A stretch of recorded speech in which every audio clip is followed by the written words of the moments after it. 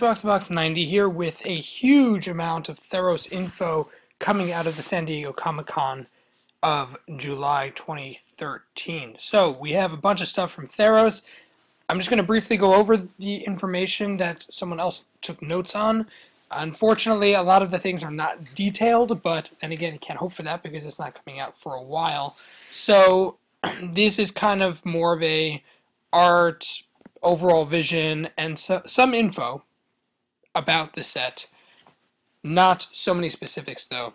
So let's get into it. Greek mythology, which is what we already knew.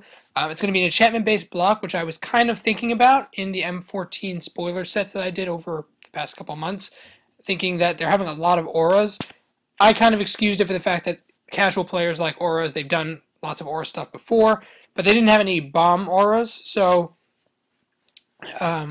nor insane bomb enchantments. So I kind of didn't expect it to be necessarily appearing in Theros, just in M14, but they are going to take the enchantment beginnings and expand it. What I want to know is, are they going to be doing auras, enchantments, both? Are they going to do, because the thing is, when they say enchantment block, does that mean they're going to focus on enchantments, or are they going to focus on auras? The last time we had a lot of aura focus was back in, was in the original Ravnica set that they introduced auras and that stuff. They haven't had a focus on auras in a little while, mostly because auras can be aggravating, and they've tried things in the past, like totem armor, to make them more effective and more constructed viable, but there have only been maybe a couple of enchantment auras that have been functionally playable in standard all over the place. Angelic Destiny was, I think, one of the more recent ones. So I'm guessing they're going to do both, but I'd like to see how they do that, especially with the whole hero theme, which we'll get into next, that they have this theme of heroes. Magic's take on the mythological tropes. So basically they're going to take Greek mythos and just adapt it into their own telling of it. But it's basically going to be a lot of Greek mythology references. So that's kind of cool. It's going to be a lot of hero journey. There's going to be lots of monsters because, of course, heroes have to fight monsters. So I'm sure we're going to have tons of hydras, and we're probably going to have some cyclopses and minotaurs and stuff like that. All classic Greek stuff. There's Polkaranos World Eater. We'll get to that in a second. We have the artwork, but we don't have much else about it. There are going to be 5 god cards, gods, which are the color wheel cards. So you have Heliod white, Erebos black, Leia green, and the 2 others haven't been named yet, but pretty much the concept is there are going to be 5 of them, 1 for each color. What I'm not sure about is, are they going to be kind of Eldrazi-like? I'm almost sure. Here's my tentative guess would be that they're going to be legendary creatures that are going to be mythic. And they're going to be awesome in some way or another.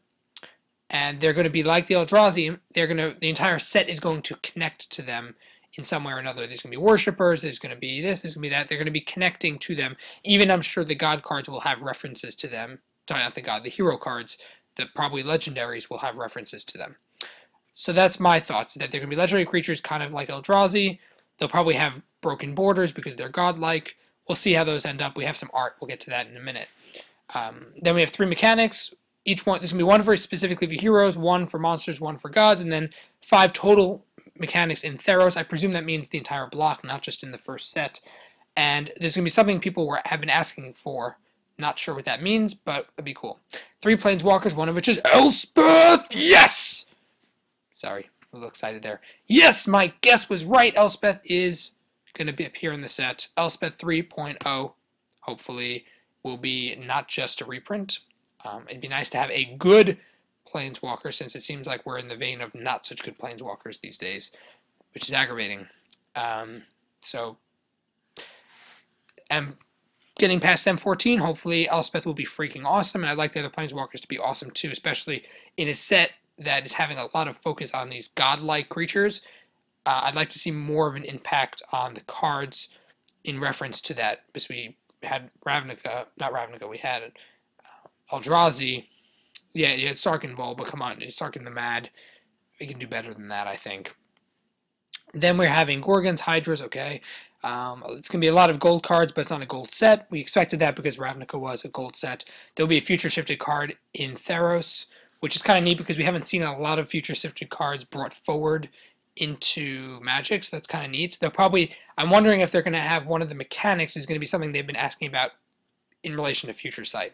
That would be neat. That's another thing that's in my, I'm going to tentatively guess that it could be, one of the mechanics could be something from Future Sight. The story I don't really care about because they're going to have to flesh it out more. It's something to do with Elspeth being in a world of gods, and gods walk among mortals, and she's heroic, and I'm not even going there. We'll see when that comes out. There's some cities. There's going to be lots of fighting outside. Elspeth will fight a Hydra at some point. I'm sure that'll be awesome. And apparently Heliod likes her, or is attracted to her, which makes sense because she's white, and he's a white god, so it makes sense. Pre-release, so I guess I'll title this also pre-release info, even though it's, or intro info, because we're getting a little bit of info. There's going to be pre-release packs, which is kind of neat, because we haven't had those in a little while. I think the last one I was in was for Mirrored and Besieged, where you had specific packs that you can choose from for the pre-release. There's also going to be a hero pack that will continue through the whole block. I don't quite know. They're talking about players will get hero cards in their pre-release packs. Hero cards being what? Because if it's like this format, I'm not quite sure. They act like a Vanguard. I don't know what that means. Does that mean you can just start with it in play? I feel like there's something I should know, but I don't, so can someone help me out with that? I'm not quite sure. They do not have, okay, so these cards are not going to be real, so to speak. They're just for pre-release, so as you can see, the back is limited. I will say maybe if you guys want to try to lay hands on some of these, even if they're fairly common, they might be a collectible item down the line because they're only going to be released here in a fairly smallish amount, and they're not real cards, so I'm sure lots of people will throw theirs out. So you might want to hang on to yours. Like this, the Protector is a hero, prevents next one damage. Then you have the Philosopher, taps a creature, Avenger, gives Death Touch, Warrior. I love the artwork, it's just stunning. I love the style. Haste, and the Hunter gives 1+1, etc., etc. Step 3 of game days to face the Hydra. Play against a challenge deck with special back and special cards. Again, they're going to have to give us more details, but for example, swallow the hero whole. As you can see, it's first person, which is kind of neat. I don't remember seeing that in Magic, at least anytime recently. That's a really cool style to have, because it makes it feel that much more involved. Each player exiles a creature he or she controls until the Hydra's next turn. When a head leaves the battlefield, return the exiled card to the battlefield under their owner's control. So I guess this is one of the so-called special cards, and it's because Snapping Fang Head is an elite creature head. At the beginning of the Hydra's end step, it deals 1 damage to each player. It's a 0/8.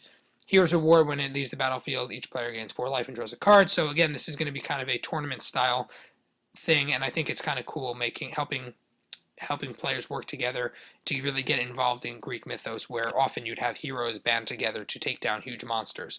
I think that's kind of neat, and I know they've been looking for a way to get the pre-release back because they screwed up so badly with Avacyn Restored, and I know they've been fighting to just try to figure out a way they can do it to make players feel involved and not completely screw up the reputation and balance of the game among the larger Magic community, as they did in Avacyn Restored. So that's kind of neat. Hopefully that'll be fun. I don't know if I'm able to make it, but we'll see. Then card from Theros without text. This is the Black God Erebos, so you can kind of see what they're talking about with the back, I don't know, the back surrounding of it, whatever. So we're going to go to the next part. Actually, here, we'll scroll down from the Vault 20, which we've already done in a different video. Just some more info about it. And then here we go. We have Polakranos World Eater, which is the Hydra. So we'll jump to that. This is the Hydra. So it looks kind of neat. I don't quite know why it's 4 mana for a freaking huge mythic Hydra, but I guess we'll find out. Legendary Hydra, so that's kind of neat that they're making the Hydra legendary, because I don't think we've had a legendary Hydra in ever, maybe? That's really cool. And of course the art looks phenomenal. We'll have to see what it does. Awesome. Then we also have some Theros art. Some of it looks phenomenal. Really cool stuff. I'm really liking how they're taking it. So we got hero fighting giant water monster squid thing. It's like a crab kraken monster. I can't even tell if there's multiple parts to it or just one, but you can see it's grabbing guys up, kind of a la Lord of the Rings. Very neat. Then we have This Is Heliod the White, which he's Heliod the Zeus copy, which is pretty much what looks like he's going to be. Then we have Erebos, who looks really cool. It kind of is almost, I don't know, kind of like Egyptian styled. I kind of feel an Egyptian vibe going on about him, but he looks pretty cool. I'm much more a fan than of the Heliod. And then we have Nylea, who just looks freaking awesome, and I really like the style of her.